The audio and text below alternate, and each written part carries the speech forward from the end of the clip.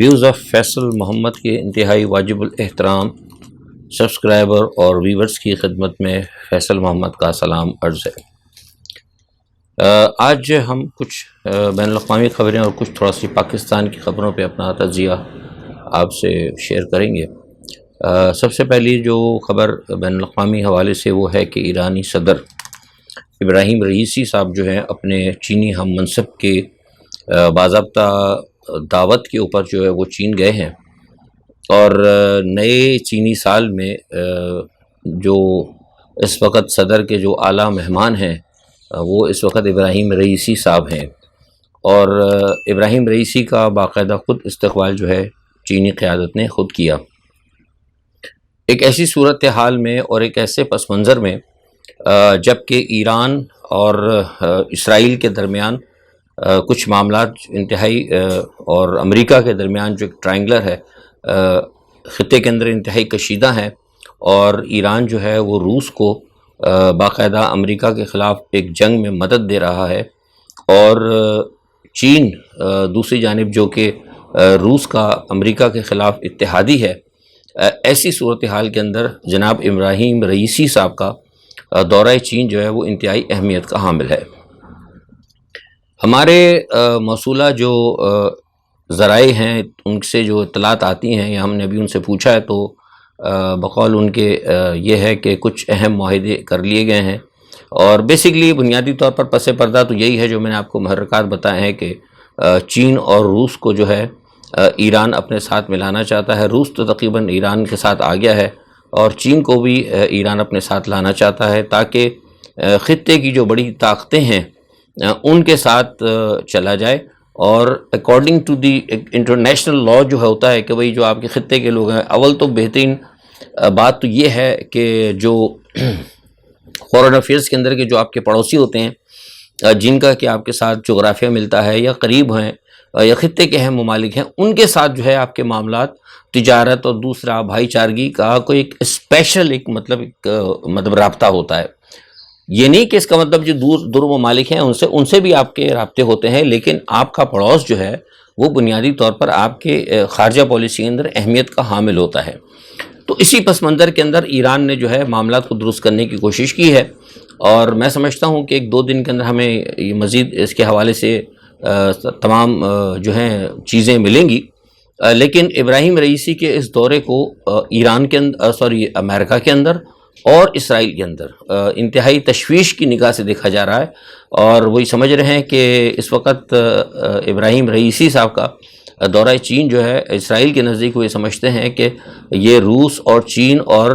ایران کا ایک نیکسس جو ہے وہ بننے جا رہا ہے خطے کے اندر، اور ہو سکتا ہے وہ یہ کہتے ہیں، کچھ تجزیہ نگاروں کا خیال ہے کہ اس نیکسس کے اندر شاید ہو سکتا ہے شمالی کوریا کو بھی شامل کر لیا جائے، یعنی ہو سکتا ہے کہ کچھ آئندہ دنوں میں ہو سکتا ہے کہ ابراہیم رئیسی صاحب کو شمالی کوریا کا بھی دورہ کریں۔ تو یہ ایک بہت اہم ایک ڈیولپمنٹ ہو رہی ہے خطے کے اندر۔ دوسرا، روس اور یوکرائن کی جنگ آپ کو پتہ ہے وہ روز آئے دن جو ہے ہر گھنٹے ہر لمحے بڑھتی جا رہی، جیسا کہ ہم نے کہا تھا کہ 24 فروری کو یہ جنگ جو ہے پیوٹن کوشش کریں گے 24 فروری یا 23 فروری کے درمیان کوئی بڑا حملہ کر کے فائنل کرنا چاہتے ہیں، اور اس حوالے سے میں دن بدن اور ڈے بائی ڈے جو ہے نا میں دیکھ رہا ہوں کہ اس کے اندر تیزی آتی جا رہی ہے۔ اچھا، ادھر اسی صورتحال کے اندر آج جو ہے فرانس نے خطرہ شاید غالباً محسوس کر لیا ہے۔ کل امریکہ نے کہا تھا کہ تمام جو ہے امریکنز یا امریکن باشندے یا جو امریکن کمپنیز ہیں یا جو کچھ بھی ہیں وہاں پر، وہ فوری طور پر روس کو چھوڑ دیں۔ 3 دن کا ان کو ٹائم دیا گیا ہے۔ امریکہ نے خود کہا ہے کہ آپ وہاں سے نکل جائیں، لیکن اس کے بعد آج جو ہے بیلاروس سے بھی نکلنے کا کہا گیا ہے امریکن اور فرانسیسی صدر کی جانب سے۔ تو یہ چیز اس بات کی طرف اشارہ کرتی ہے کہ اس خطے کے اندر مزید جو ہے یہ جنگ بڑھے گی، اور ان اپنے ملکوں کے شہریوں کو وہاں سے نکالنے کا مقصد یہ ہے کہ یا تو امریکہ خود نیٹو جو ہے خود کوئی بڑی کوئی ایکسرسائز کوئی اٹیک کرنے جا رہا ہے ان کا، یا پھر ان کو یہ خدشہ ہے کہ رشیا کی طرف سے ان کے اوپر کوئی بہت بڑا اٹیک ہوگا۔ اسی پس منظر میں آج جب میں آپ سے بات کر رہا ہوں تو اس وقت نیٹو کا ایک اہم اجلاس بھی یہاں پہ چل رہا ہے، ابھی تک اس کی تمام ڈیٹیلز نہیں ہے لیکن بہت اہم اجلاس ہے، اور وہ بھی اجلاس ہی اسی حوالے سے ہے۔ اچھا، اس تمام صورتحال کے اندر پیوٹن جو ہے مسلسل ان کو پتہ ہے، سارا خطرہ ان کو پتہ ہے کہ امریکہ اور تمام ممالک جو ہیں ان کے اوپر مطلب حملہ آور ہیں، تو انہوں نے آج جو ہے جیسے میں نے آپ سے کہا تھا کہ وہ بڑی تیزی سے تیاری کر رہے ہیں. آج جو ہے روس کا ایک جہاز جو ہے، وارشپ جو ہے، وہ بڑی تعداد کے اندر ٹیکٹیکل نیوکلیئر ویپنز لے کر جو ہے وہ روانہ ہوا ہے سی میں، سمندر کی جانب. وہ بلیک سی میں بھی جائے گا اور وہاں سے ان تمام ہتھیاروں کی جو ہے ڈپلائمنٹ کی جائے گی. اور جیسے کل میں نے آپ سے کہا تھا کہ قادروف نے کل یہ کہا تھا، جو چیچن کمانڈر ہیں، کہ یوکرائن کے بعد ان کا نشانہ جو ہے پولینڈ ہوگا. آج قادروف کا ایک اور بیان آیا ہے، ساتھ میں روس نے بھی اس کی کیا کہتے ہیں کہ توثیق کی ہے کہ پولینڈ کے بعد جو ہے اب روس کا اگلا نشانہ جرمنی بھی ہوگا. تو یہ تمام چیزیں دیکھتے ہوئے شاید مجھے لگتا ہے کہ کہیں نہ کہیں نیٹو یا امریکہ کے اندر مجھے محسوس ہوتا ہے کچھ خبروں کے ذریعے، مطلب مصدقہ اطلاع نہیں ہے، سرکاری نہیں ہے، لیکن غیر سرکاری جو ذرائع ہیں وہ یہ کہتے ہیں کہ کچھ تھوڑی سی گھبراہٹ ان کو شروع ہے. اور اسی لیے آج جو نیٹو کا اجلاس ہوگا اس کے اندر ہمیں رات تک پتہ لگے گا کہ کیا انہوں نے فیصلے کیے ہیں. وہ ایسے ظاہر ہوتا ہے کہ فوری طور پر جو آسٹریا، جو کہ آپ کو لیپرڈ ٹینک دیے گئے تھے یوکرین کو، وہ ان کی جو ٹریننگ کی جو وعدہ کیا تھا دینے کا، وہ آسٹریا نے کیا تھا. لیکن اب آج آسٹریا واضح طور پر منع کر دیا ہے کہ وہ اس لیپرڈ ٹینک کی ٹریننگ کے لیے اپنا کوئی انسٹرکٹر وہاں نہیں بھیجیں گے. اور ساتھ ہی یہ خبر بھی آئی ہے کہ امریکہ نے یہ کہا ہے کہ وہ جو یوکرین سے انہوں نے وعدہ کیا تھا کہ وہ لانگ رینج میزائل زیلنسکی کو دیں گے، اب امریکہ نے یہ کہا ہے کہ وہ میزائل یہ زیلنسکی کو نہیں دے سکتے. اس کی وجہ یہ بتاتے ہیں، وہ یہ کہتے ہیں کہ خود امریکہ کے جو ہتھیار کا جو خانہ ہے، سوری جو اسلحہ خانہ ہے، اس اسلحہ خانے کے اندر امریکہ کو خود جو ہے بڑی مطلب کمی محسوس ہو رہی ہے. اور امریکہ کو ایسا لگتا ہے کہ شاید ایسا نہ ہو کہ جیسا محسوس کیا جا رہا ہے کہ اگر یہ جنگ بڑھی تو امریکہ اگر کہیں جنگ میں کودا تو یہ نہ ہو کہ امریکہ سب ہتھیار دوسروں کو دیتا رہے اور خود امریکہ کے پاس لڑنے کے لیے کچھ نہ ہو. تو یہ ایک صورتحال، بڑی دلچسپ صورتحال جو ہے اس وقت روس اور یہ اس معاملات میں بڑھتی جا رہی ہے. اور دوسرے محاذ آپ کو پتہ ہے ویسے ہی آلریڈی گرم ہے. اسی دوران جو تحریک طالبان پاکستان TTP جو ہے اس کے درمیان اور جماعت الاحرار کے درمیان جو ہے یہ خبریں ملی ہیں کہ ان دونوں جماعتوں کے درمیان کوئی بڑا زبردست ٹکراؤ ہوا ہے. ہم نے معلومات تو کی ہیں، اس میں پتہ ہی لگ رہا ہے کہ اب تک کوئی 20 یا 22 افراد جو ہیں آپس کی لڑائی کے اندر مارے گئے ہیں. اور یہ دونوں جو ہے نا گروپ، مجلس احرار جو ہے، جماعت الاحرار جو ہے، اور یہ TTP جو ہے، یہ دونوں ہی مطلب پاکستان کے مخالف ہیں. تو چلیں، میں سمجھتا ہوں کہ پاکستان کے لیے اگر اچھی خبر ہے کہ اگر وہ آپس میں اگر لڑ جاتے ہیں تو ٹھیک ہے، اس کا تو فائدہ پھر پاکستان کو ہی ہوگا. تو دیکھتے ہیں ابھی کیا صورتحال ہے. لیکن یہ ہے کہ ابھی تک جو معاملات چل رہے ہیں افغانستان میں،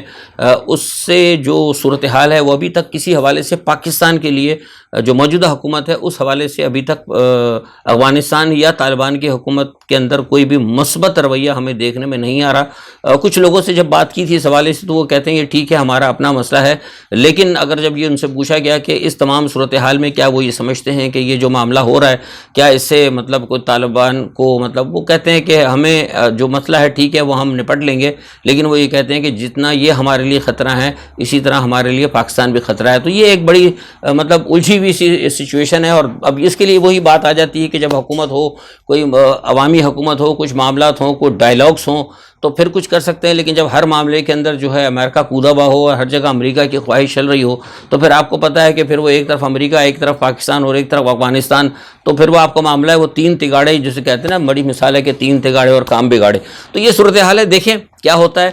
پاکستان کو تھوڑا سا اگر دیکھ لیں تو آج صدر الوی نے حکومت کو ایک بڑا جھٹکا دے دیا، کیونکہ حکومت نے وعدہ کر لیا تھا IMF سے کہ بھائی وہ کر لیں گے 10 کھرب روپے کا، انہوں نے کہا تھا کہ کرنا ہے. IMF سے انہوں نے وعدہ کر لیا تو انہوں نے کہا کہ ہم ایک آرڈیننس نافذ کر دیں گے اور اس کے ذریعے جو ہے ہم قوم کے اوپر یہ ایک عذاب ڈال دیں گے. تو آج جب آپ سے میں بات کر رہا ہوں تو اسی وقت ملاقات وہاں پہ جاری ہے اسحاق صاحب کی، اسحاق ڈار صاحب کی. ڈار صاحب کہنا بہت ضروری ہے کیونکہ ڈار اور ڈالر کا بڑا آپ کو پتہ نا کنیکشن ہے. ویسے بھی برا مانتے ہیں، اگر ان سے کہنا ہے کہ خالی اسحاق تو کہتے ہیں مجھے اسحاق ڈار کھا کروں، یہ بھی خبر ہے بہت بڑی. تو وہ اسحاق ڈار صاحب جو ہیں ان کی ملاقات ہوئی ہے اپنا صدر الوی صاحب سے، اور انہوں نے کہا کہ جناب یہ صدر صاحب یہ آپ ذرا مہربانی کر کے ایک آرڈیننس نکال دیں. تو صدر صاحب نے ان کو منع کر دیا. انہوں نے کہا بھائی یہ کام میں نہیں کر سکتا، یہ ایک آرڈیننس نکالنا جو ہے یہ 10 کھرب کا یہ قوم کے اوپر بہت بڑا بوجھ ہے. اگر آپ سمجھتے ہیں اور آپ کی حکومت سمجھتی ہے کہ یہ بہت زیادہ ضروری ہے تو آپ ایسا کریں اس کو پارلیمنٹ میں، سینٹ میں، اور جو پارلیمنٹ جو طریقہ کار ہوتا ہے جمہوری طریقہ کار وہاں لے جائیں، پہلے وہاں سے اس کی منظوری کر لیں، اس کے بعد ٹھیک ہے بھائی ہم کر دیں گے۔ تو اور صحیح بات میں سمجھتا ہوں بہترین فیصلہ ہے صدر الوی صاحب کا کہ بھائی کیا دھرا تو سارا آپ کا ہے، چلتی ہوئی حکومت آپ نے گرائی، عمران بہترین حکومت لے کے قطع نظر جو عمران کی میں اس پر بات کرتا ہوں ہمیشہ سے، وہ غلطی آگے پیچھے ہوگی، امریکہ یو ٹرن چھوڑ دیں سے، وہ ایک علیحدہ چیپٹر ہے، لیکن یہ ایک حقیقت ہے کہ عمران خان پاکستان کو ٹیک آف پوزیشن پہ لے آئے تھے، پاکستان بہت اچھا جا رہا تھا، تو آپ نے مل کر الوی اپنے کیا کہتے ہیں موجودہ حکومت نے جو سہولت کار ہیں امریکہ کے یہاں جو بیٹھے ہوئے ہیں اور ان کی بیوروکریسی کے ان کے تمام ایجنٹ، اور ان لوگوں نے مل کے اور ساتھ میں اپنے جرنیلز کو ملا کر ایک دو چار جو ان کے ساتھ ہما یاران دوزخ اور ہما یاران جنت، ان کو ملا کے جو انہوں نے چلتی ہوئی گورنمنٹ کو گرایا، تو ذمہ داری تو آپ کے اوپر آتی ہے نا، یہ برائی عمران خان یا پی ٹی آئی اپنے اوپر کیوں لے؟ بھائی آپ نے کیا ہے، آپ بھگتے، پہلے آپ کی حکومت ہے، آپ لے آئے، بڑا بہترین، میں سمجھتا ہوں کہ بڑا بہترین، مجھے بڑی خوشی ہوئی صدر الوی صاحب کے اس فیصلے کے اوپر کہ بڑا اچھا انہوں نے کام کیا کہ ان کا وزن انہی کے اوپر ڈال دیا، اور ہمیشہ میں یہ کہتا ہوں کہ انہوں نے جو کچھ کیا ہے ان کو اپنے وزن سے گرنے تو زیادہ بہتر ہوگا تاکہ قوم کو مزید پتہ لگے۔ اچھا، دوسری جانب ایک اہم خبر یہ ہے کہ پیپلز پارٹی نے ضمنی انتخابات میں حصہ لینے کا نہ لینے کا فیصلہ کیا ہے۔ یہ بڑا، میں سمجھتا ہوں کہ بڑا اچھا فیصلہ ہے، میرے نزدیک تجزیہ یہ ہے کہ ان کو نظر آ گیا تھا کہ اگر ہم وہ ضمنی میں لیں گے الیکشن تو ویسے ہی کسی نے ہمیں ووٹ نہیں دینا، خواہ پی ٹی آئی لڑے یا نہ لڑے، یہ میرا تجزیہ ہے، میں نے معلومات بھی کیا۔ وہ اگر پی ٹی آئی نہ بھی کھڑا کرتے نا تو لوگ اتنے ان سے بدے لوگ ہیں کہ وہ ان کو ووٹ ہی نہ دیتے، وہ خواہ خواہ سے کہتے ہیں کہ کیا کہتے ہیں وہ کہ کوئلے کی دلالی میں کچھ ہے نا کہ کوئلے کی دلالی میں منہ کالا، تو اس لیے بڑا سوچ سمجھ کے بڑا اچھا فیصلہ کیا، انہوں نے کہا کہ بہتر ہے کہ اس میں حصہ ہی نہ لو، تو یہ اچھا فیصلہ ہے، میں سمجھتا ہوں ان کی بھی عزت رہ گئی اور ان کی بھی اپنی فیس سیونگ رہ گئی۔ اچھا، دوسرا شوکت ترین کی گرفتاری اس وقت بڑا ایشو بنی ہے۔ دیکھیں میں نے آپ کو پہلے بتایا تھا کہ اس میں بہت سے لوگ ہمارے نہیں سمجھتے کہ ہم جب بات کرتے ہیں نا تو کہیں نہ کہیں کچھ حقائق دیکھ کے اور کچھ چیزیں دیکھ کے پھر بات کرتے ہیں۔ شوکت ترین کی گرفتاری کی اصل وجہ لوگ مختلف باتیں کر رہے ہیں، وہ ریکارڈنگ ہے، ٹھیک ہے ریکارڈنگ ہے، لیکن شوکت ترین کو اصل میں اس لیے گرفتار کیا جا رہا ہے کہ وہی چاہتے ہیں کہ شوکت ترین کو گرفتار کر کے شوکت ترین کے ذریعے حکومت کو مجبور کیا جائے، یعنی پی ٹی آئی کو مجبور کیا جائے، عمران خان پہ دباؤ ڈالا جائے کہ وہ جو آئی ایم ایف کے ساتھ جو یہ سگنیٹری ان کا جو ایشو چل رہا ہے اس پہ عمران خان کو آن بورڈ لیا جائے۔ یہ اس حوالے سے عمران خان کو بلیک میل کرنا چاہتے ہیں۔ پہلا تو ایشو یہ ہے۔ دوسرا ایک ہڈن ایشو ہے۔ ہڈن ایشو کیا ہے یہ آپ کو کسی نے نہیں پتا، میں آپ کو بتاتا ہوں، بڑا تصدیق شدہ یہ دوسرا ہڈن ایشو یہ ہے کہ پاکستان کے اندر جتنے بھی بڑے، میں آپ کو پہلے بھی کہتا رہا ہوں، ہماری بات تو مانتا نہیں نا کوئی، اصل مسئلہ ہے کہ محمد فیصل جو ایک مسلمان ہے، پاکستانی ہے، اب کوئی سیموئل ہرش یا کوئی یہودی کوئی بڑا کوئی لکھے نا کوئی کتاب، کوئی مطلب اب بیان دے تو پھر لوگ فوراً اس پہ نا 2 رکعت نماز نفل پڑھ کے نا پھر اس پہ یقین کر لیں گے۔ فیصل صاحب کی بات پہ یقین نہیں کرنا۔ ہم شروع سے کہتے رہے ہیں کہ جتنے بڑے بڑے معاشی ہوتے نا ماہر اور آئی ایم ایف سے نکلے ہوئے ادھر سے ادھر سے اور بڑے بڑے جتنے ہیں، یہ سب کے سب یہ ایجنٹ ہیں مغرب کے، لوگ ان کو ماننے کے لیے تیار نہیں ہوتے۔ بنیادی طور پر شوکت ترین صاحب بھی کہیں نہ کہیں ان کے بہت قریب تھے، لیکن شوکت ترین صاحب جس کا دل جاگ جائے، جس کو اللہ تعالیٰ شوکت ترین صاحب نے اس وقت تمام چیپٹرز کو کلوز کر کے وہ حقیقتاً وہ عمران خان کے ساتھ سنسیئر ہو گئے۔ یہ بات جو ہے ان لوگوں کو ان جو ہے نا کردار یا جو بڑے نچانے والے ہیں، جو محرکات ہیں یہاں پہ، جو پاکستان کو ایک خاص طریقے سے معاشی طور پر کنگال کر کے پاکستان کا بیڑا غرق کرنا چاہتے ہیں اپنے انہی ماہرین اور انہی سہولت کاروں کے ذریعے، تاکہ پاکستان کو مطلب تباہ کر دیا جائے، ان کو یہ چیز سخت ناپسند آئی ہے، اور انہوں نے کہا کہ جو چیزیں ہم نے شوکت ترین کو کرنے کے لیے کہی تھی وہ چلتے چلتے اس نے اپنا ٹریک چینج کر دیا، اور اب وہ تمام گر عمران خان کو یا عمران خان کی پارٹی کو بتا رہا ہے، جس سے کہ پاکستان دوبارہ جو ہے ہمارے بچھائے ہوئے جال سے نکل جائے گا۔ یہ بڑی اہم بات ہے جو میں آپ کو بتا رہا ہوں۔ یہ وجوہات بھی، اس وجوہات کی بنیاد پر بھی حکومت سے کہا گیا ہے کہ اس کو گرفتار کرو، آپ سمجھ گئے؟ تو یہ 2 وجوہات ہیں۔ تو یہ بہرحال یہ عمران خان صاحب کو بھی دیکھنا گا اور قوم کو بھی دیکھنا پڑے گا کہ شوکت ترین کی گرفتاری کی اصل وجوہات یہ ہے۔ اچھا، دوسرا لاہور ہائی کورٹ کا انتخابی جو فیصلہ ہے نا انتخابات کا، وہ ایک تماشا بن گیا ہے، ایک اس میں بھی آئینی بحران پیدا ہو گیا ہے۔ اس وقت جو میں نے آپ کو پہلے کہا تھا وہ بات وہی ہے جو میں نے آپ سے کہی تھی کہ گورنر، حکومت اور الیکشن کمیشن ایک پیج میں، اور میں نے کہا بھی تھا ٹویٹر پہ کہ اگر آج رات تک جہاں تک میری ناقص رائے ہے اور جو میں تھوڑا بہت کانسٹیٹیوشن کو میں سمجھتا ہوں کہ ان کو آج رات تک یہ ہر صورت میں فیصلہ کرنا ہوگا، اگر نہیں کرتے تو یہ کانسٹیٹیوشن کی وائلیشن کا یہ شکار ہوں گے۔ لیکن اب سوال یہ پیدا ہوتا ہے کہ یہ ٹال مٹول کر رہے ہیں، اور ٹال مٹول کر رہے ہیں، وہ کہہ رہے ہیں کہ جناب عدلیہ کے اندر ابہام ہے، پتہ نہیں کیا اس قسم کی باتیں کر رہے ہیں۔ آج ان کا اجلاس ہوا ہے اور اجلاس کے بعد انہوں نے فیصلہ کیا ہے کہ دوبارہ عدالتوں میں جائیں گے۔ تو جو میں ہمیشہ اپنے تجزیے میں کہتا رہا ہوں کہ یہ ہمیشہ جو ہے نا یہ صورتحال کو موجودہ حکومت خراب کر رہی ہے۔ موجودہ حکومت اس لیے خراب کر رہی ہے کہ یہ چاہتے ہیں کہ عدالتوں پہ اتنا بوجھ ڈال دیا جائے کہ عدالتیں جو ہے نا وہ بھی خراب ہو جائیں۔ مطلب وہ اب دیکھیں نا سارے کے سارا سیاستدانوں کے سارے فیصلے عدالتوں کے اندر، قومی اسمبلی کے فیصلے عدالتوں، ہر فیصلہ عدالتوں میں جا رہا ہے۔ تو اس تمام صورتحال کے اندر جو ہے نا یہ عدالتوں کے لیے مطلب میں سمجھتا ہوں کہ صورتحال ٹھیک نہیں ہے۔ مطلب وہ ایک کیوس پیدا کیا جا رہا ہے، اور اصل وہی ہے کہ جو معاملہ وہی ہے کہ جو لوگ انتخابات کو روکنا چاہتے ہیں، اس میں آپ کو میں بار بار کہتا رہا ہوں، لوگ نہیں مانتے، نہ مانے، وقت آئے گا انشاءاللہ یہ بھی مانیں گے جب بات کھلے گی۔ اس انتخابات کو روکنے میں امریکہ سب سے بڑا رکاوٹ ہے۔ امریکہ کو پتا ہے کہ جب تک عمران خان، اگر آج انتخابات ہو جائیں گے تو عمران خان آ جائے گا۔ اب عمران خان یو ٹرن لے لیں، سی ٹرن لے لیں، بی ٹرن لے لیں، ٹی ٹرن لے لیں، لیکن امریکہ کو جب تک عمران خان سے پوری گارنٹی نہیں ملے گی کہ عمران خان امریکہ کے ایجنڈے کو فالو کریں گے، اس وقت تو وہ عمران خان کے لیے کبھی بھی پاکستانی حکومت کو مطلب گرین سگنل نہیں دیں گے کہ وہ الیکشن کرائیں، کیونکہ یہ تو ایک 100 بات کی ایک بات ہے۔ میں آج آپ سے پہلے بھی یہ بات کب سے کہہ رہا ہوں، میں یہ 6 مہینے سے کہہ رہا ہوں، جب سے عمران خان کی حکومت گئے ہوئے تقریباً 8-9 مہینے ہو گئے، کہ آج الیکشن کرا لیں، آپ مئی میں کرا لیں، جون میں کرا لیں، 2024 میں کرا لیں، الیکشن جو ہے وہ عمران کا ہے۔ تو یہ سارے معاملہ جو ہے کلیئر ہے۔ اچھا، دوسرا ایک بات اس میں یہ ہے کہ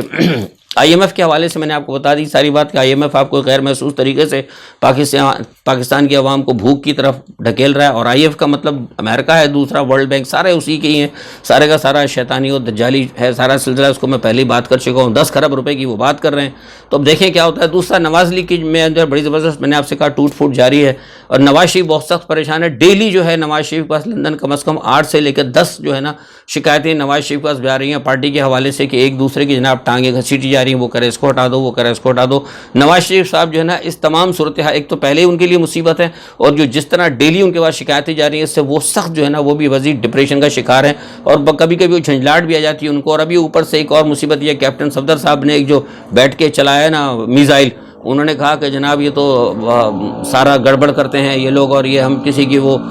فلیٹری نہیں کریں گے، اور اس قسم کے بیانات، اور یہ ووٹ کو عزت دو وغیرہ۔ تو اس کی وجہ سے بھی کئی لوگ ناراض ہو گئے، انہوں نے کہا کہ جناب یہ تو کیپٹن صفدر نے ہماری بے عزتی کر دی، ہمیں کہا کہ ہم فلیٹری ہیں، مطلب خوش آمدی وغیرہ، تو اس لیے ان کو آئندہ ٹکٹ نہ دیا جائے۔ تو ادھر بھی ایک جو ہے نا تماشا چل رہا ہے۔ تو بہرحال یہ معاملات دیکھیں کہاں تک جاتے ہیں، ابھی جیسے جیسے معاملات چلیں گے، لیکن یہ طے شدہ بات ہے، میں آپ کو بتا رہا ہوں کہ اگر 2 یا 3 دن کے اندر یہ معاملہ اگر نہیں ہوا تو آج یا کل رات یا پرسوں کسی وقت بھی جو ہے پھر الٹی گنتی شروع ہو جائے گی، اور پھر یہ فیصلہ کرنے والے بیٹھیں گے کہ ان سب کو ہٹا کر فوری طور پر کیا کیا جائے۔ دیکھتے ہیں کیا ہوتا ہے۔ آج کے لیے اتنا ہی، اپنا بہت خیال رکھیے گا، اللہ حافظ۔